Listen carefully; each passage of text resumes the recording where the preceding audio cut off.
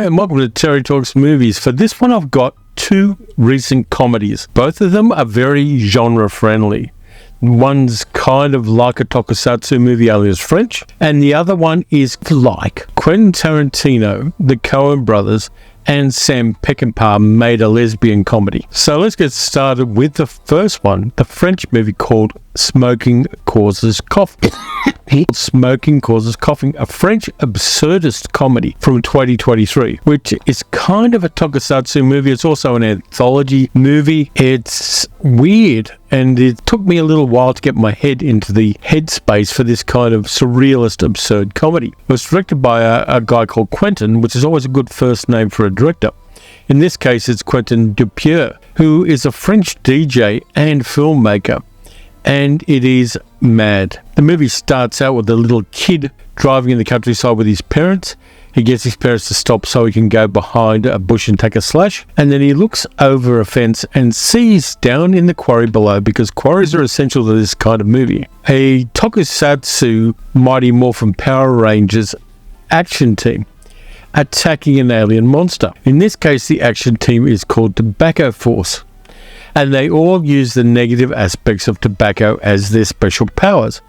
You've got benzene, you've got methanol, you've got nicotine, you've got mercury, and you've got ammonia, which are the five heroes. And so they bond together and destroy the alien threat, which is basically like a gamma the size of a human being. And from there, they get orders from their boss, who is a rat puppet called Chief Didier, who tells them that they're going on a retreat to do a team building exercise.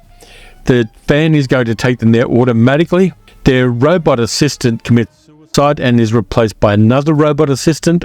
And this team of kind of not too bright, screwed up superheroes goes on this team building retreat in the countryside beside a lake. They've got an underground bunker as their bivouac, which has some really odd qualities to it. And they start telling each other stories, and that's where the anthology part comes along. There are some weird stories that are told in this movie. There's a story about a man at a timber yard whose legs get caught in a wood chipper, and that takes some really weird twists. There's a story about two couples who go to a country house for a weekend away, and one of the women finds a mechanical device from 1930 which changes the course of the weekend in an interesting way. So there are all of these different aspects of the movie that take really strange twists. And in fact, one of the stories isn't told by one of the superheroes.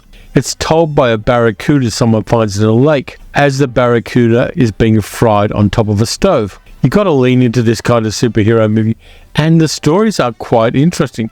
Particularly the wood chipping one is one of the great bits of anthology surrealistic storytelling I've seen in a while. And it takes a nice twist at the end in the best possible way. The acting is all on point. The ensemble works really well. The movie has a feel quite unlike any other film I've seen.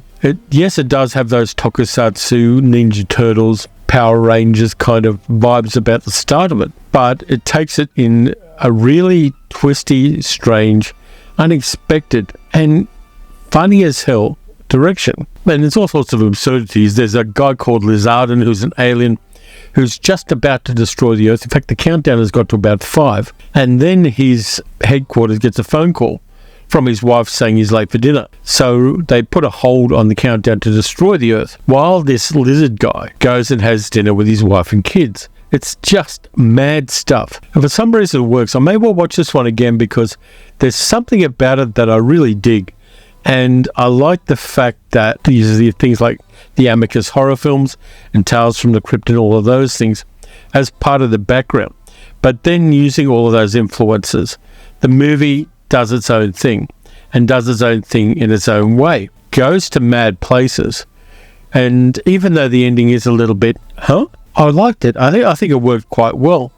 And I'm going to check out what Quentin Dupieux does in the future, because this guy has a vision for cinema which is not on a large scale. It's not like anybody else, and it is a lot of fun.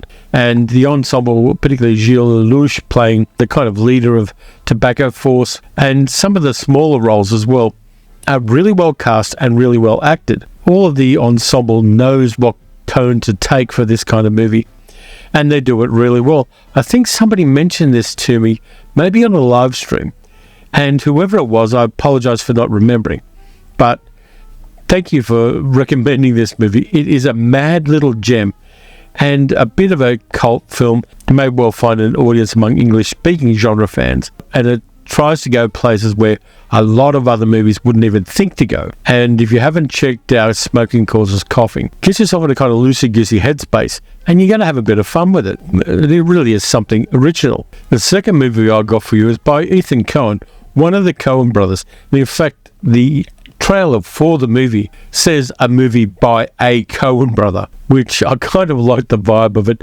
It works really well to differentiate Ethan's work from the movies that he did with his brother Joel. And this one has a Coen brothers vibe about it. It's got a little bit of a Raising Arizona kind of Big Lebowski vibe, and why not? The guy owns that. And it's a little film called Drive Away Dolls from 2024. It was actually made in 2022 and was going to be released early 2023.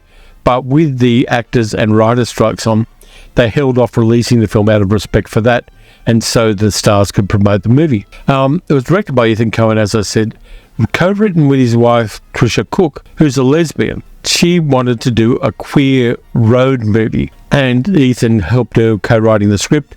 They have a slightly unusual marriage, but good on them. Whatever works for you, however you want to live your life, go for it. The film stars Margaret Qualley and an Australian actress, Geraldine Viswanathan, who is really good in this one.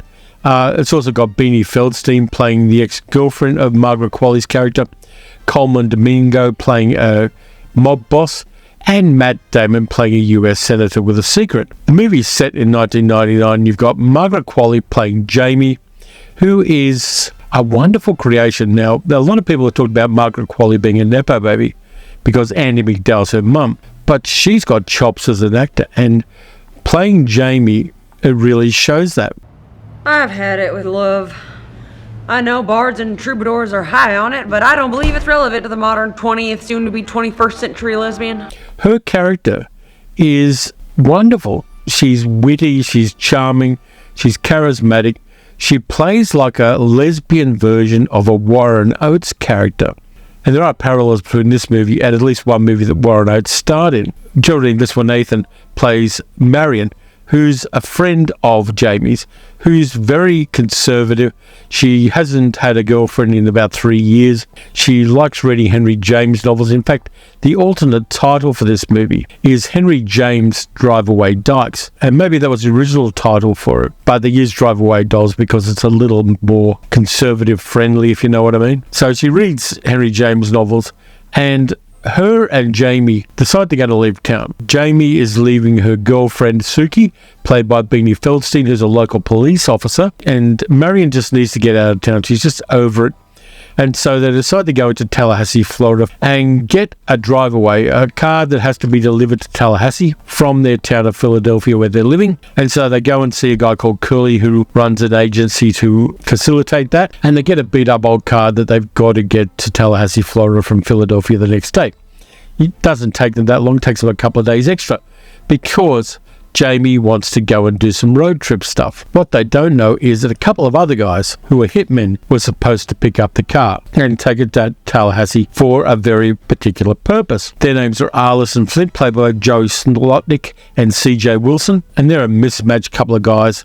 One's a big beefy guy, the other one's a skinny bald guy with a mustache, and they were supposed to pick up the car. They find out that these two lesbians have picked up the car and they don't have too much information about them because this is pre-internet. Mobile phones are barely a thing, and so they have to go and chase them down because there is a briefcase which is very important and a bit of a MacGuffin, but it's also very core to the plot of the movie, as well as something else hidden in the trunk of the car. Of course, the movie plays on the trope of the mysterious suitcase, the trope that was in Pulp Fiction. It was also in Kiss Me Deadly. The mysterious suitcase with something shocking in it is a very long trope in cinema. In this case, I'm not going to tell you what's in the suitcase, but you do find out. In fact, there are 4 things in the suitcase, which are not the kind of thing you would think is being transported from Philadelphia Tallahassee. So Jamie and Marion go on this road trip. We see a little bit of Marion's childhood to understand what kind of character she is. That part is really good. That is pure Coen Brothers stuff. You've got this other vibe, which is the Big Lebowski stuff with all of the absurd, mad characters. A little bit of Raising Arizona in there as well. And you've also got a bit of Peckinpah in there. And deliberately, so there's no way that would be an accident. Jamie does a couple of pickups at a couple of dyke bars along the way, and the climax of the film also happens in a lesbian bar in Tallahassee, Florida. This is a fun movie. It really has a lot going for it, and it also has a love story at the heart of it, as the two characters, Jamie and Marion, gradually fall in love. Now, that's a minor spoiler, but I'm not going to spoil all of the really fun stuff in the movie, but there is that sweetness and that romance between them. I'm really into diegetic music used within the film, but which is playing in the background of a scene. And there is some diegetic as Jamie and Marion consummate their relationship, which is really on point. If you know the song, you got to know what it is. But it's a masterful piece of using diegetic to add another layer underneath a scene. Now, this movie isn't for everybody. To be honest with you, I'm not the target audience for it. I think that LGBTQIA plus people are more the audience for this than I am. But I loved it. I liked the characters. Margaret Qualley's Jamie is fantastic. Geraldine Viswanathan's Marion is great. Beanie Feldstein as Suki is terrific.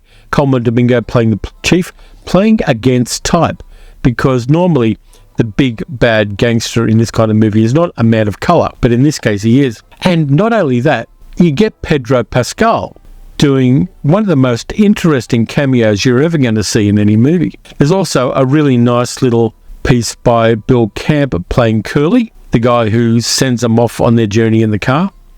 And Curly gets a really kind of sad ending. I like it for 15 different reasons. It's not a perfect comedy. It's not gut laughing until your diaphragm hurts kind of comedy. But the dialogue is sharp, particularly a lot of the monologues that Jamie does are beautiful fun. The ensemble works, the chemistry between Margaret Qualley and Geraldine Viswanathan is perfect. They play off each other as two very different kinds of characters really, really well. And the romance between them grows in a very organic way. This movie is just such fun, and I wasn't expecting it to be as much fun for me as it was. It hits all the right spots of being enjoyable, of referencing old movies, which is something you know I'm going to always enjoy in a film. Matt Damon's character does a really interesting bit of whiny monologue towards the end, where he's trying to justify why and how he's doing it, and playing the victim even though he is very much the privileged person in this scenario. There's a nice little bit of writing and a nice little bit of acting there. There's a cameo by Miley Cyrus, which I'm not going to spoil because it does give away some secrets about the movie. It's just such fun. And it is that kind of art house comedy, queer-friendly movie that I want to see more of in cinema. I'm sick of seeing heterosexual romances. I've seen a lot of them. I've lived a lot of them. I like seeing diverse romances and see them done with compassion and passion and humour as well. It's just such a fun movie. So if you haven't seen Drive Away Dolls, definite recommendation. And when you see the movie, you got to know what I mean when I say it. There's definitely a touch of Peckinpah in this film. A lot of fun. You should check it out. Just go with the flow and have yourself a good time. So that's it for this time around. Two new comedies, which are a lot of fun and which aren't just guys talking about chicks and throwing things at each other. In the next video, I'm doing the second half of me correcting the Oscars and mentioning the best picture films that should have been the winners among the nominees between 1969 and the current date. I've already done from the start of the Oscars till 1968. So I'll be putting the second part of that one together in the next couple of days, and that'll be out in the Tuesday video. And then we roll into Science Fiction Saturday again. So thanks a lot for watching. If you enjoyed the video, subscribe please. I need more subscribers, because the more subscribers you get, the more fun and the more comments and the more interaction we can get in the comments. Let me know what you thought of these movies if you haven't seen them. And what are your transgressive comedies that you really like? I think more comedies we have in our lives, the better. You can also support the channel by becoming a channel member or by donating at patreon.com/terrytalksmovies and also getting my monthly Spotify music playlist. So until next time, until I do my second part of my Oscar correction videos, watch some good movies, watch some bad movies, watch some really odd comedies, and just let yourself go and try to figure out why you like them so much. And I'll catch you next time.